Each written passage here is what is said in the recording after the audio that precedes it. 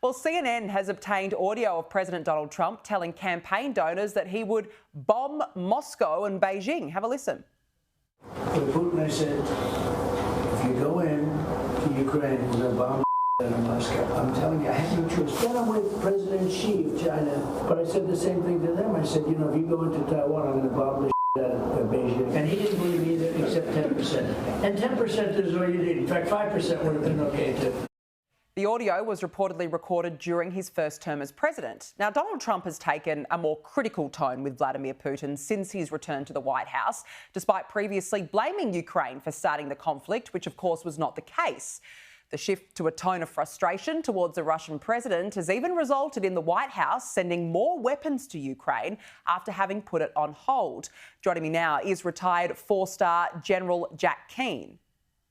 General Jack Keane, thank you for joining me. What's the strategy here? I mean, the US is now resuming arms supplies to Ukraine and Donald Trump is suddenly hitting back at Vladimir Putin. Why the change in sentiment, do you think? Yeah, well, Donald Trump believes very strongly in personal diplomacy, probably much so or so than any president or prime minister in a position similar to his. And by that, I mean he attempts to maintain a very positive relationship with an adversary and doesn't do anything to denigrate that adversary, publicly. I mean, President Trump knows that Putin is a thug, he's a killer, he's committing genocide just about every single day by targeting civilians. And so he's very much aware of who he's dealing with. But he wants to maintain a relationship because he believes that could lead to a positive deal in the future. The other thing is he's been exerting significant patience in dealing with Putin as he strung out all of these negotiations with virtually no progress whatsoever.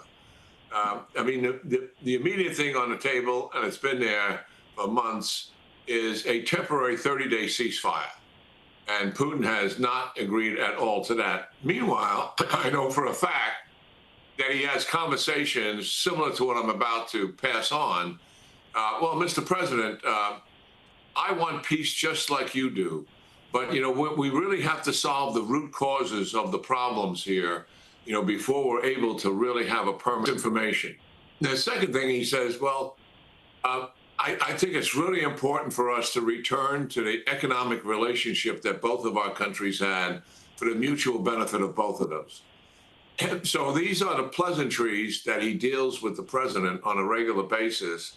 But meanwhile, when it comes to the battlefield and what he's doing, he's playing real hardball, as we have seen. And so the president is very frustrated as a result of that. Putin's objective in stringing all of this out, for the sake of your audience, has been to get President Trump frustrated, so much so that he will pull away in his support for Ukraine. That has been the objective in dealing with the discussions that they have had. So Putin has accomplished something. President Trump is frustrated. But guess what? He's not pulling away. He's indeed doubling down.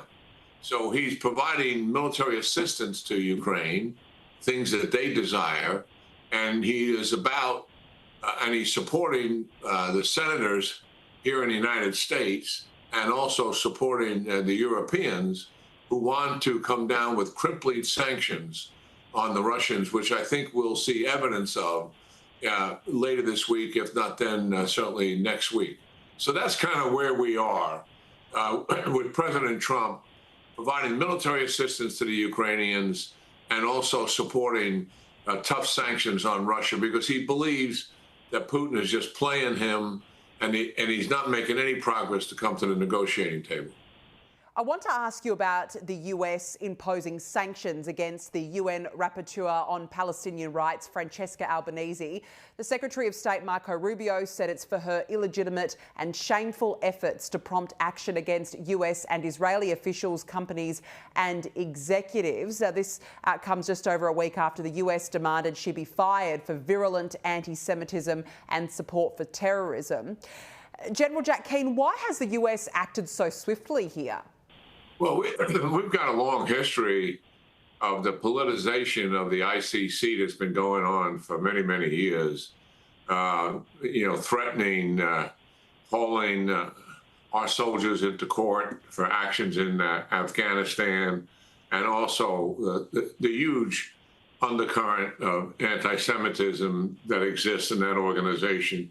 It is a political organization, doesn't come anything close to some kind of a judicial system that is about trying to establish justice and fairness. So our Secretary of State is pushing back, rightfully so, on what he's dealing with, and giving appropriate public attention to who these people are and what they stand for.